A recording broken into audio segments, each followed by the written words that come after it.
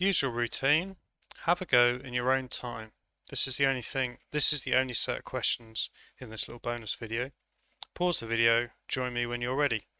Some of these you cannot factorise, some of them you can factorise. This one you can't factorise, not possible, they don't have anything in common. This one, they have an 11 in common. Something plus x. What's the something? What times 11 makes 11? Of course, 1 times 11. This is an interesting one. This one you can't factorise.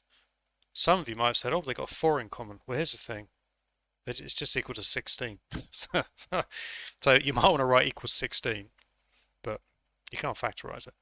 The next one. Let's remember that x squared means x times x. I'm just going to delete what I've written there because I don't want it to be confusing when we look at it. So basically we can take an x out. X times what makes x squared? X times x makes x squared. X times what makes x? 1. 1 times x makes 1. Next one is not possible. They don't share anything in common. This final one, they've both got a c. Which means I've got an AB times c to make the first bit and then a DE times c to make the second bit. There's all your answers there. See you in the next video.